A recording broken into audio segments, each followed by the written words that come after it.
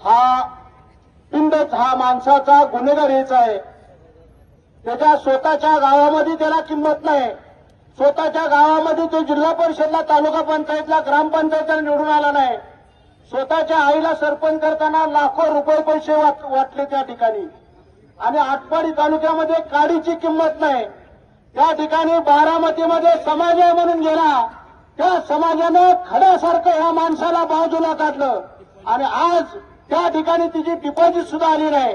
आणि त्यामुळे महाराज समाजाचं ह्या ठिकाणी ह्या गुन्हेगाराला कुठल्याही पद्धतीचा समाज नसतो, कारण तो ह्या समाजातनं संपलाय कधी विरोधाने संपलाय त्याला। त्या ठिकाणी किती त्या ठिकाणी तुम्ही कुठल्याही ताकदीवर त्या ठिकाणी ह्या ठिकाणी आटपाडीमध्ये आला, त्या ठिकाणी तुम्हाला खड्यासारखं बाजूला केलं। जतमध्ये तुम्ही कशा पद्धतीनं निवडून आला ह्या सांगली जिल्ह्याला माहित आहे। ठीक आहे, त्या ठिकाणी तुम्ही आला निवडून, समाजानं काही त्या ठिकाणी थोडं बहुत स्वीकारलं, पण तुम्ही अशा पद्धतीनं ज्या पद्धतीनं राजाराम बापूवर तुम्ही ज्या पद्धतीनं आगपाड केला, त्या दिवशी तुमचा अंत झालेला आहे। लक्षात ठेवा गोपीचंद पडळकर। या ठिकाणी मी आजही सांगतो की आपण ह्या ठिकाणी ह्या गोपीचंद पडळकरांना जयंत पाटलांची माफी नाही मागितल्यावर सांगली जिल्ह्यातलं आपण उद्याचं आंदोलन ही सांगली पेठ रोड आहे, हा रस्ता रोको करायचा। जोपर्यंत हा गोपीचंद पडळकर जयंत पाटलांची जाहीर माफी मागत नाही तोपर्यंत त्याला स्वस्त या सांगली जिल्ह्यामध्ये कुठल्याही कानाकोपऱ्यामध्ये आपण गप बसून द्यायचं नाही। एवढी या ठिकाणी सर्वांनी शपथ घेऊया आणि आपण इथून पुढच्या आपण मस्त त्या ठिकाणी बरेच कार्यकर्ते लाला अनुषे कुठे आहेत, मस्त त्या ठिकाणी त्याला रात्रीपासून सोळं करून सोडलेलं आहे।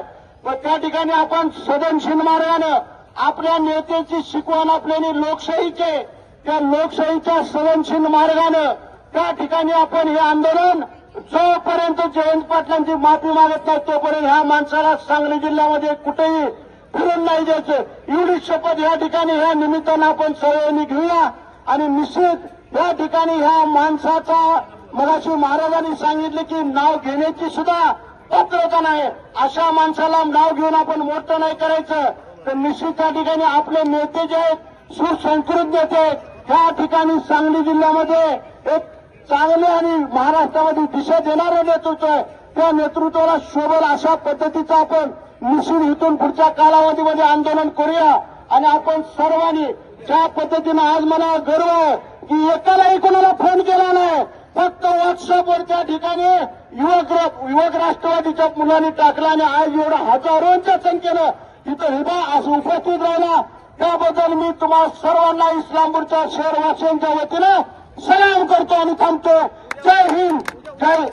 उद्या आपण सकाळी 10 वाजता पेठ सांगली रोडला एसटी स्टँड पाशी, झरी नाक्यापाशी, कामेरी रोड या ठिकाणी सर्वांनी या ठिकाणी उपस्थित राहायचं आहे।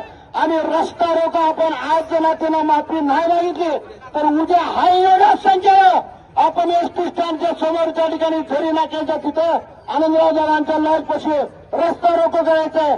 जोपर्यंत माफी मागत नाही तोपर्यंत रस्ता रोको त्या ठिकाणी करायचा आहे। एवढंच या ठिकाणी मी सांगतो। अत्याधुनिक आणि सर्व सोयी सुविधांयुक्त रुग्णांच्या आरोग्याची काळजी घेणारं आपलं हॉस्पिटल लक्ष्मी नारायण हॉस्पिटल। संपर्क 023 42 22 57 75।